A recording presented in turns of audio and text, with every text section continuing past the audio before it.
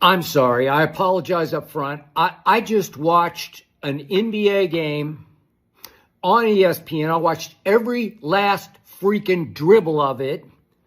Clippers at Lakers at the Crypt. And it put me, especially the fourth quarter, in a really foul mood. And I was already in a really foul mood thanks to what LeBron James said that I didn't know last night while I was making a video right here, this time 24 hours ago, in which I was raving about how great LeBron James is playing at age 40 in year 22. I mean, flat out raving, like stark raving mad, about how great LeBron is opposite Luka, with Luka taking a lot of the pressure off LeBron, the expectation off LeBron, but he is playing better at a higher level now, as I said last night, than he has in maybe the last 3 years that I've watched him as a Los Angeles Laker, and I do not miss a single dribble of a LeBron basketball game. And I tell the truth about LeBron bleeping James. And just as I was recording this video, he was sitting in front of his locker, griping to the media gathered around him about how negative the media coverage is of the entire NBA. How there's this weird energy out there, and that he no longer wants to be the face of the league because it's just too hard. There's too much weird energy. And he understands why Ant-Man doesn't want to be the face of the league, because there's so much negative energy out there. LeBron, Ant-Man doesn't want to be the face of the league because he's not good enough to be the face of the league. Right now, you are good enough to still be the face of the league. Nobody has ever played as well as you have played, obviously, at age 40 in year 22. But this is what steams me about LeBron. It's always something he's got a bellyache about. It's never great enough. He is the most overprotected basketball superstar we have ever had. He's not even in the same universe as Michael Jeffrey Jordan. But still, most of the media just falls all over him, protects him, idolizes him, defends him to a fault, when he's been a lousy shooter all these years, and he's the greatest scorer in NBA history. And there's a lot of great to LeBron James. Great passer, was a great defender, obviously all-time greatest scorer. Obviously, on pure longevity, there's never been anything like him. But no, that's not enough for LeBron bleeping James. He's got to whine. He's got to cry. He's got to go thin-skinned. Oh, there's just such weird energy out there. I guess I'm the ringleader. I'm the leader of the negativity pack, the rippers and the slashers out there, because I tell the freaking truth about everything I see, including LeBron James. I say so much great about him. I call him LeBrain James because he's got the highest IQ since Magic Johnson. I call him LeBron James, B-R-A-W-N, because he takes such great shape of care of himself. He's in such great shape at 40. He's a man among children out there. Just bullies kids in the lane. Did it again tonight. But LeBron, forgive me for this, but when I watch, I say what I see.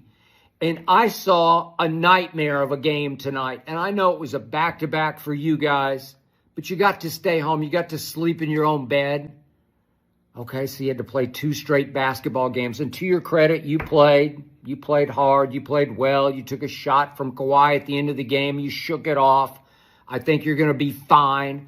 But I wasn't fine watching the game, and I'm not going to sit still and lie about it and sugarcoat it and go sappy,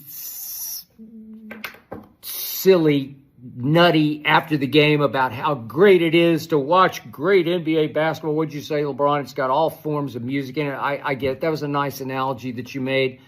But tonight was like fingernails on a chalkboard to me in the fourth quarter, because I do love the game that you guys play, and I do intensely honor it when it's played the right way, and the fourth quarter was not played the right way. It was just hard to watch. The Clippers were hard to watch. You guys were hard to watch in the fourth quarter, LeBron. You managed to score 23 points and get outscored by a team that couldn't shoot straight in the fourth quarter. You lost the fourth quarter 25-23, and you should have blown the game. You tried everything in your power to blow the game. But James Harden, what a nightmare of a player he often turns into. So gifted. There have been times I've called him the greatest perimeter scorer I've ever seen back in his heyday with the Rockets. James Harden tonight in the game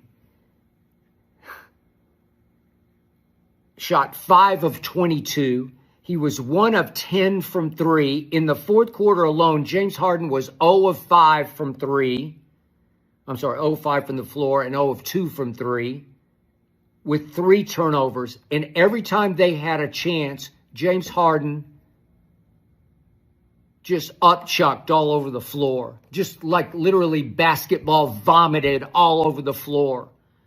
Dribbling into traffic, losing the basketball. He just looks like a shell of himself to me. I know just on pure skill, he can still figure it out and do okay.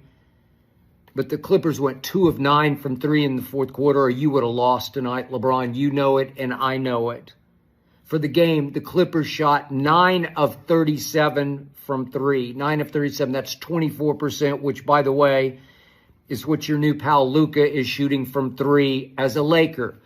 But you got saved by Luka, who does have the clutch gene that you were not born with, because he actually sucked it up. Let's see, what would he have been? He wound up 3 of 9, so he was like one of 7 at that point.